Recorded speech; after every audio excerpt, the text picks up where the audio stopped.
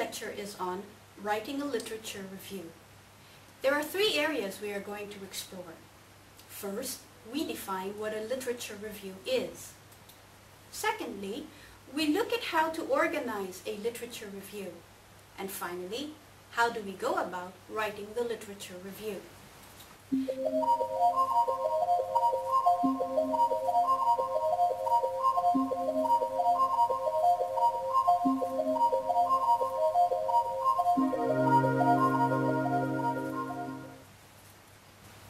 What is a literature review?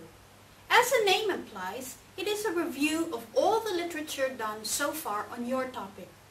It is usually written as a separate chapter in the thesis.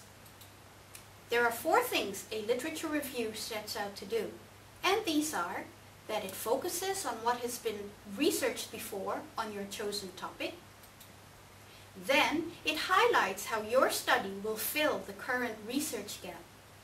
Thirdly, it points out why it is necessary to conduct your research.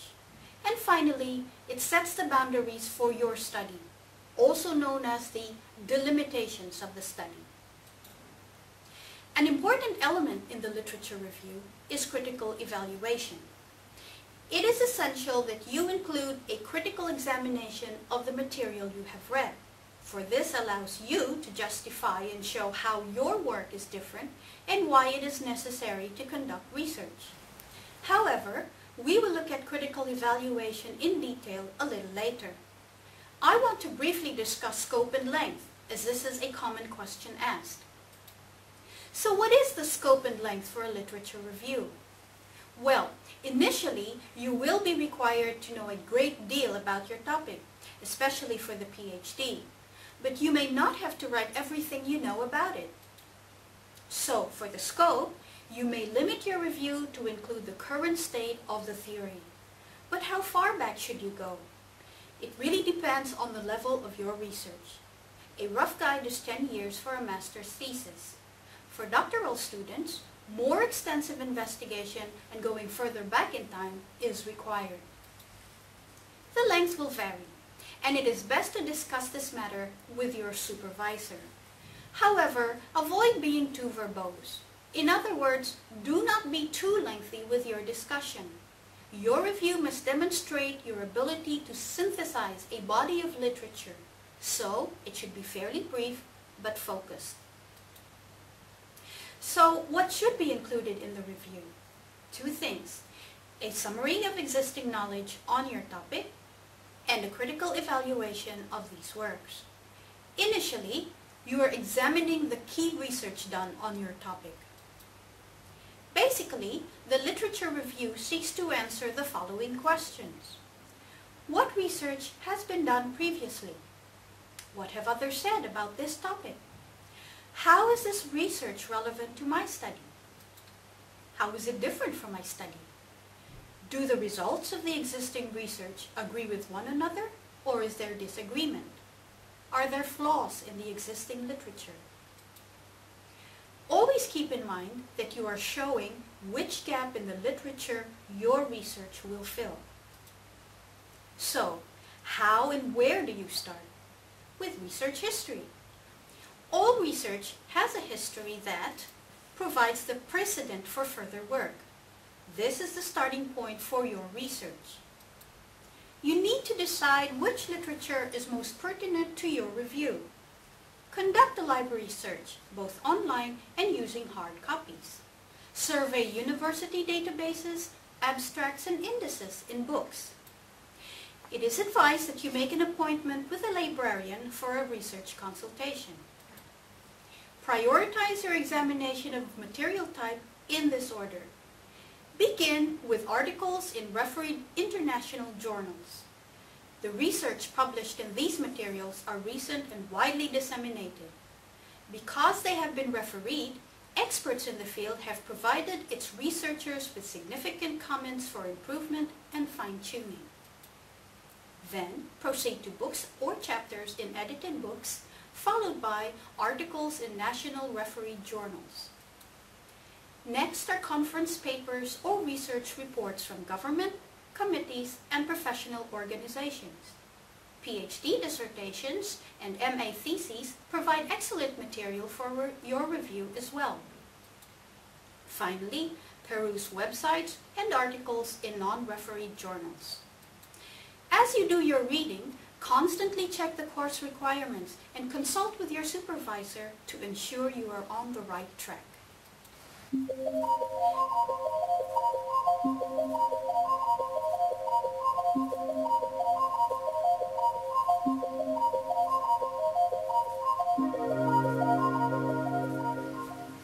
We now turn to organizing a literature review. Davidson and Tolich, 1999, page 94. Summarize a literature review as follows.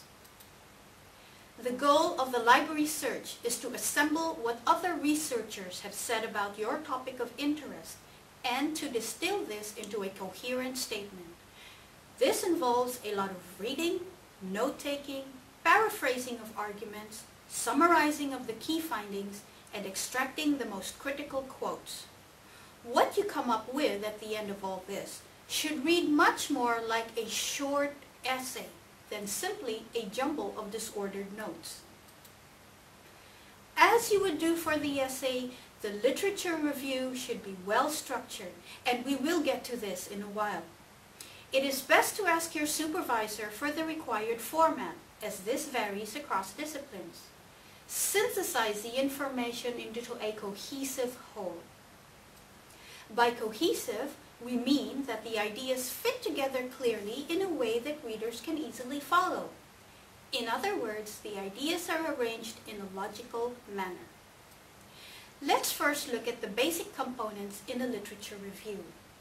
These are general background information, theory, review of the literature on the instruments, and summary.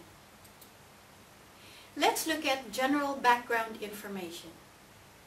Initially, introduce or discuss the topic, key concepts, and terms relevant to your study.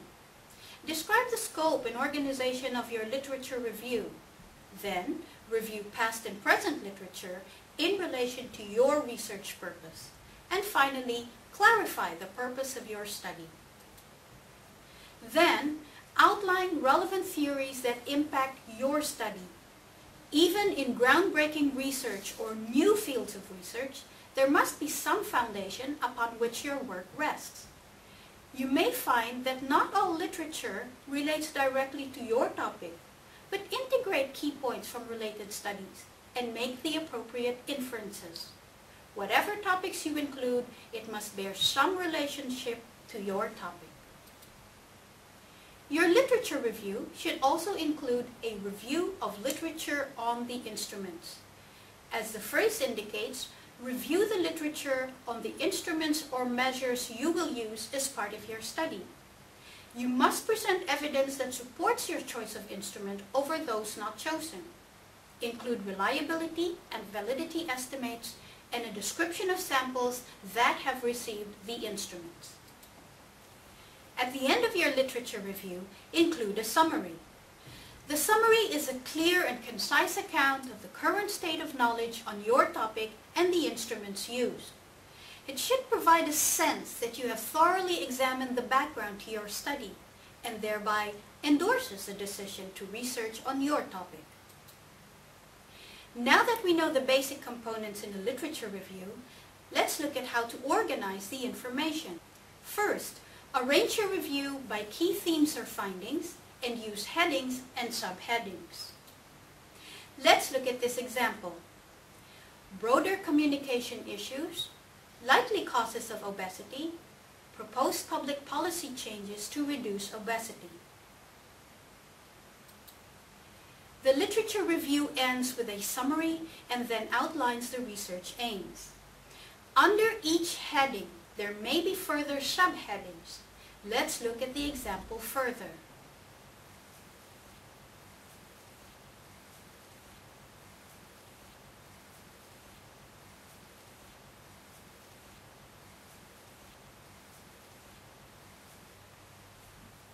As we can see from the outline, information from your sources are grouped in a logical order.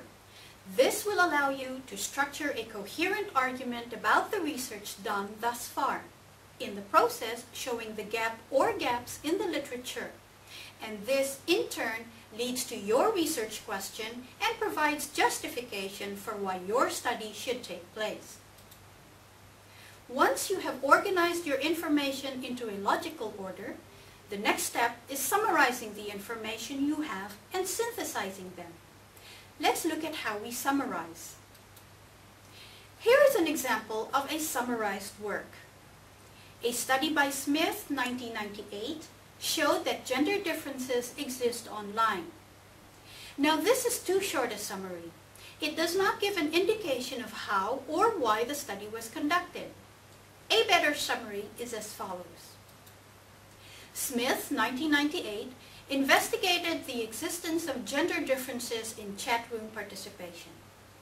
By measuring the proportion of responses made by male and female participants, taking into account the amount of time spent accessing the chat room, findings showed that males were more likely than females to post messages, 67% and 33% respectively. This evidence supports the view, and so on. This example shows us how the researcher summarized existing work. In summarizing, we answer the following general questions. How has a topic been studied? What has been found?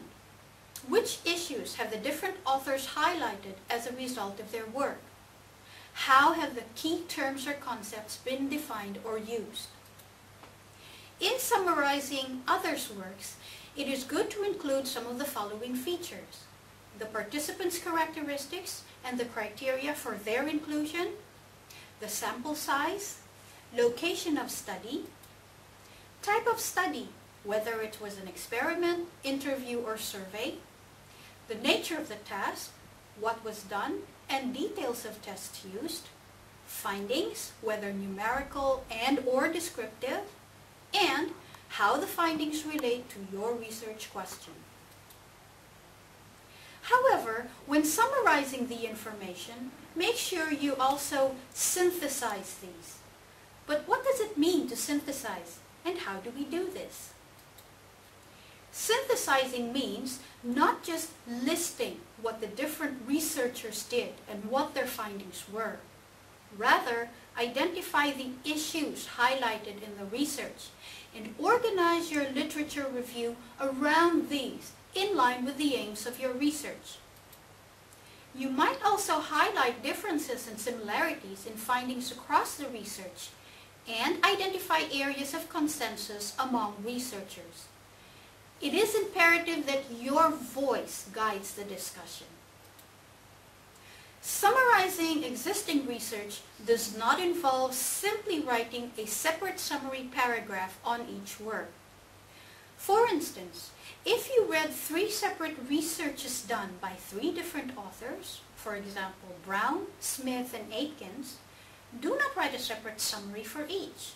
Rather, guide the discussion by using your voice through showing how the studies relate to each other, then showing how the research is linked to your own research project. So, for the research by Brown, where is your voice here? What is the point you are making about the topic in this paragraph? Which issue does the research highlight? Then, where is your voice here in the research by Smith? What is the relationship between Brown's research and Smith's research? Then again, when you summarize the research of Aikens, where is your voice here?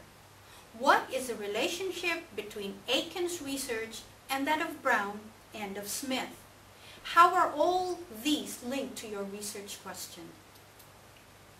In this way, your review is organized as an argument that flows.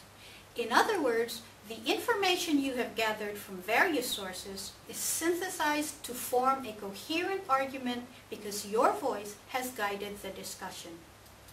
Here is an example of a literature review that synthesizes information from various sources. The cause for concern lies in the fact that advertising targeting children is a high-growth area, as is children's buying power, Eagle and the Brain, 2001. Marketers target this youth market, hoping to establish early trends of brand loyalty and influence parents' buying decisions. The Bro 2002. Furthermore, whilst children may influence their parents' spending habits, advertisers recognize that children also have their own money to spend. Strasburger 2001. Let's look at another example from a literature review and note how the writers synthesized and critiqued the existing information on the chosen topic. Television advertising may influence children's nutrition practices, particularly in regard to food requests, purchases, and consumption.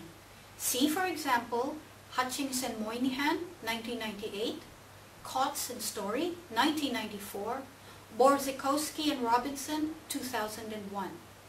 Story and Faulkner, 1990, state that television exposure may impact on actual eating behavior. Similarly, Kotz and Story, 1994, note that television is such a ubiquitous medium that it is difficult to measure its behavioral effects. Their report concluded that it was not possible to prove that food advertisements aimed at children cause poor eating habits.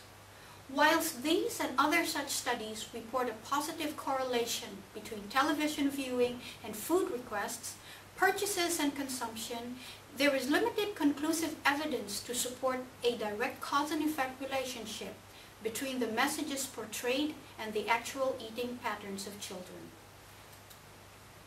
Note how the first part of the paragraph summarized and synthesized the studies previously done. Then, in the final sentence, the writer's voice came through as the works were critiqued. In synthesizing information from sources, you may use the following points as guide. Compare and contrast different authors' views on an issue. Group authors who draw similar conclusions. Criticize aspects of methodology. Note areas in which authors are in disagreement. Highlight exemplary studies. Highlight gaps in research. Show how your study relates to previous studies. Show how your study relates to the literature in general. Conclude by summarizing what the literature says. Earlier, I mentioned that it is essential that you also do a critical evaluation of the information. This, in effect, is critiquing the information you have. It is the ability to point out strengths and weaknesses in previous research in relation to your research topic. It is moving beyond a mere description of the research towards analysis and evaluation. Aside from your own critique, you may also use other writers' critiques in your discussion. So, how do we critically evaluate existing knowledge? First, move beyond description towards analysis and critique, as I mentioned previously. Have a look at this example. Smith and Jones, 2004, analyzed the content of advertisements on New Zealand television during a one-week period between the hours of 3 p.m. to 6 p.m. with the intention of examining the nutritional quality of food in television food advertisements targeted at children. They found that the majority of the food advertisements analyzed were for foods that were high in fat, sugars, and sodium. This is a description only of the study conducted by Smith and Jones. You should be able to show the strengths and or weaknesses of this study in relation to your research and what gap or gaps in current knowledge such a study has not filled. So, you would follow the description with the following statements. The study provides a basis for comparing advertising patterns over time. However, it does not include any discussion of eating situations or eating behavior as shown in the advertisements. This critical analysis checklist may help with your evaluation. What is the main idea the writer is putting forward? Use abstracts and introductions to help you. What are the main points made to develop the idea? Pick out the main elements of the argument in the text. What kind of evidence is provided to support the points? What is the quality of this evidence?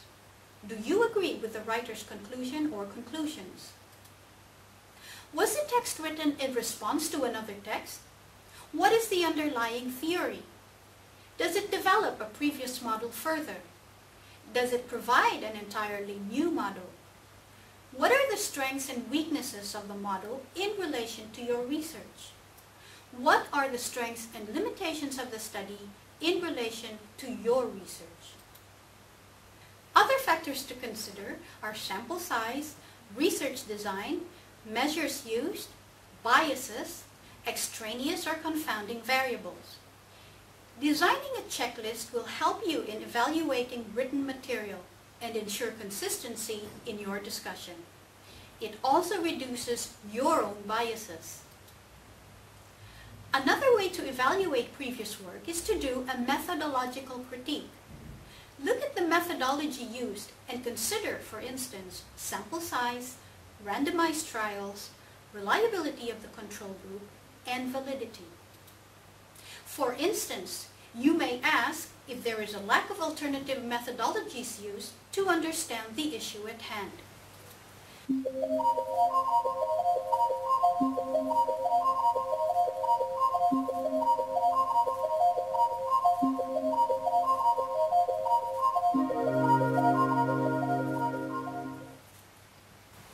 We are now ready to write. 1. Organize your literature around topics or themes you can write about. 2. Choose headings to define each topic category and subcategories. 3. At this stage, do not be concerned with the overall picture of how topics will link. 4. Be concerned about covering all issues, ideas, boundaries, relevant areas, or dimensions. In presenting information and analysis, a range of formats can be used. The most common is through text. However, you may also use tables, charts, and diagrams. Also, examine other literature reviews to give you a better idea. Create templates according to the requirements of your course when it comes to the presentation and referencing of text, tables, and diagrams, and in-text references to text, tables, and diagrams. In closing, here are just a few reminders for finding and storing your notes. Make sure you have easy access to your documents. Establish a clear filing system and maintain that system. Keep detailed records of the source of the information. Store your details in APA format. Note which are your exact words and which are your summaries. Also note page numbers where necessary. Don't forget to save your work frequently, print multiple copies, and save multiple copies. So, what have we covered in this lecture? First, we have defined what a literature review is. Second, we looked at how to organize a literature review. And finally, we looked at some tips in writing the literature review. I hope this lecture has helped you gain a better understanding of what a literature review is all about.